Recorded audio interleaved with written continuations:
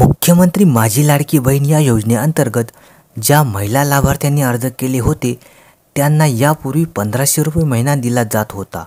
मात्र ऑगस्ट 2025 पासून काही महिला लाभार्थींना मुख्यमंत्री माझी लाडकी बहीण या योजनेचा हप्ता आलेला नाही। तो कोणत्या कारणास्तव आलेला नाही, सरकारने योजनेच्या निकषात काही बदल केले तर नाही ना? सविस्तर पाहूया या व्हिडिओमध्ये। चला तर मग अधिक वेळ न घालवता व्हिडिओला सुरुवात करूया। एकाच कुटुंबात 2 महिला लाभार्थींना यापूर्वी लाभ मिळत होता।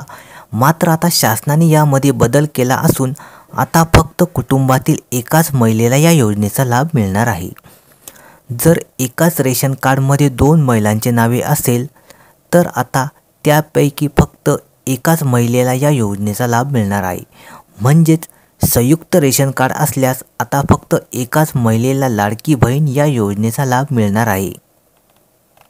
ज्या महिला लाभार्थींचे वय 21 वर्षापेक्षा कमी आहे त्या महिलांना देखील आता या योजनेतून वगळण्यात आलेले आहे व ज्या महिला लाभार्थींचे वय 65 वर्षापेक्षा जास्त आहे अशा महिला लाभार्थी देखील या योजनेतून वगळण्यात आलेले आहे। महिला लाभार्थीच्या घरातील कुटुंबांचे वार्षिक उत्पन्न जर 2.5 लाखापेक्षा अधिक असेल तर अशा महिला लाभार्थींना देखील आता या योजनेतून वगळण्यात आले आहे।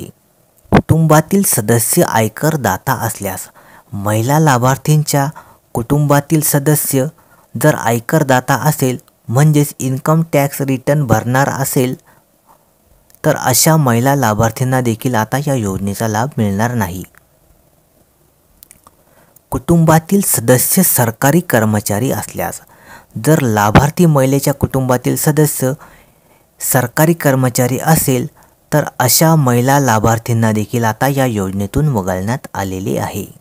कुटुंबातील सदस्य निवृत्त वेतनधारक असल्यास जर लाडकी बहीण या योजनेच्या लाभार्थी महिलेच्या कुटुंबातील एखादा सदस्य निवृत्त वेतनधारक असेल तर अशा महिला लाभार्थींना देखील आता या योजनेचा लाभ मिळणार नाही।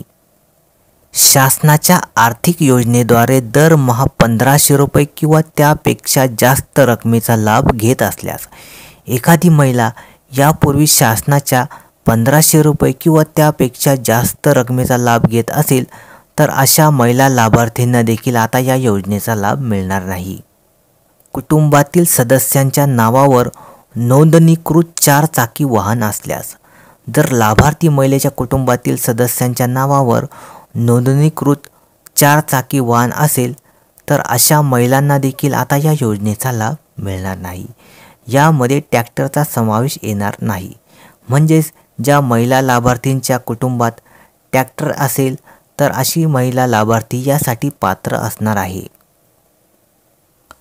व्हिडिओ आवडला असेल तर नक्कीच लाईक करा, शेअर करा, कमेंट करा व चॅनलला जर अजून देखील सबस्क्राईब केलेले नसेल तर अवश्य सबस्क्राईब करून घ्या। चला तर मग परत एकदा भेटूया आणखी एका नवीन व्हिडिओमध्ये।